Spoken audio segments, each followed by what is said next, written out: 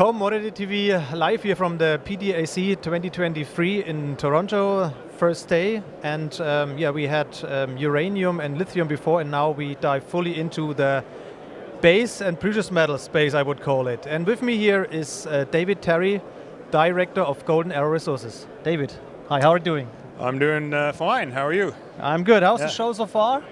Oh, it's good. It's just getting going, but so far, you know, there's been quite a bit of traffic for the first day.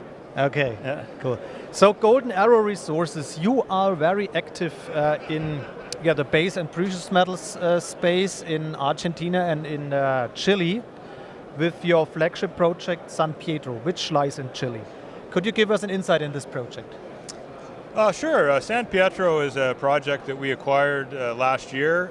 We bought the project, so we own it 100%. It's a large piece of land. It's more than 18,000 hectares, so it's a really good-sized property. And it's in the what's called the IOCG belt in Chile. It's iron oxide copper gold is what that acronym stands for. And we're very well located within that, about 100 kilometers north of the mining town of Copiapó. And we're in between two projects which are owned by Capstone Copper, the Manto Verde mine, which is an operating mine, and the Santo Domingo development project. So strategically, we're very well located in an area with excellent infrastructure. Okay, what work has been done so far, and do you already have a deposit, or do you have some targets? What can you tell us about that one? Yeah, when we bought this property, it had been explored by previous operators up until about 2013 or so, and so there was a large amount of data that we used to assess acquiring the project, and obviously we've incorporated that into our database, and it's been very useful in making our plans on the project. So there's been more than 30,000 meters of drilling on this property by previous operators, so that gives us a very good start on understanding where the zones of interest are. And to answer your question, yeah, there's several areas on the property, 4 to 5 zones of mineralization that have been identified and partially drilled out by this previous work.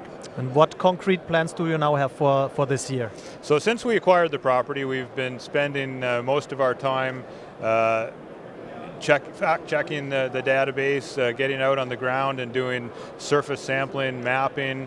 We've done some geophysical surveying, and so we're at the point now where we've just started a phase 1 drilling program. So we're actually drilling right now.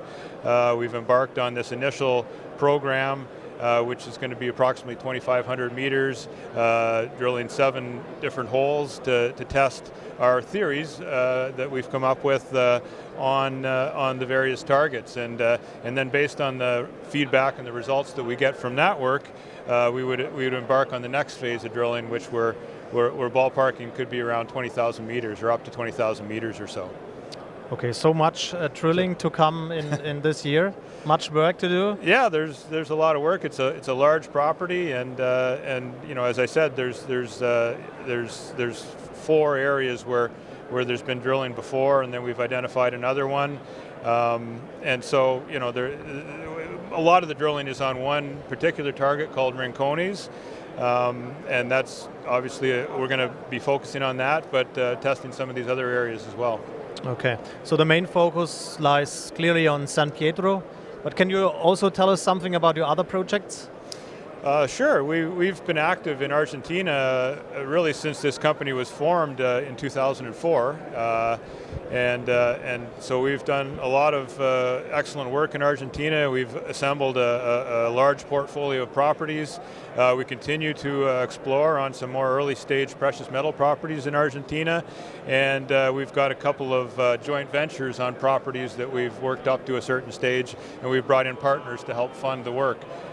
So one in particular, it's called Magote, and it's immediately south of Filo Mining's property in northern San Juan province. Very interesting looking copper gold porphyry system. Okay, so that means you're a kind of prospect generator. Well, yeah, we've certainly got that aspect to us. Although with projects like San Pietro, we're doing the work ourselves and moving it forward. So sort of a hybrid model, I guess. Okay. So much drilling to come means you need money. So what's cash in the bank? As of our last financials that we put out, we had just over $7 million in the bank. Obviously with large drilling programs, we will at some point need to raise money, but we're funded for the work we're carrying out right now. Okay. So maybe one word to the Grosso Group, which stands like I would say a backup for you. What is the relationship to the Grosso Group, and what can they do for you and you for them? Well, the Grosso Group is a management company and certainly a well-known brand name in Argentina, and it really helps Golden Arrow to share costs and services with other companies that are in the group, led by Joe Grosso, who was a real pioneer of international mining companies coming into Argentina back in the early 1990s. And so we really benefit from having a group of highly qualified professional people that one small company might not be able to afford on its own. So it's economies of scale, and it's really been a good platform for us. Okay. What would you say makes Golden Arrow Resources unique or special in comparison to your competitors? Well, we've got a strong track record.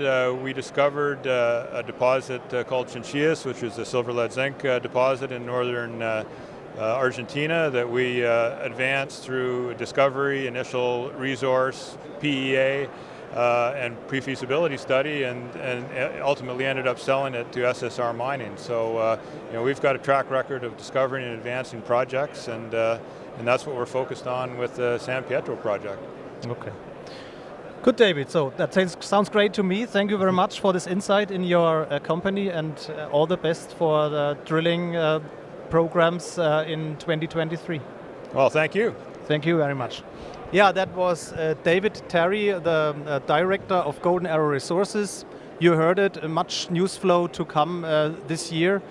I would say check out this very interesting company, do your own research, and therewith, bye-bye from Toronto.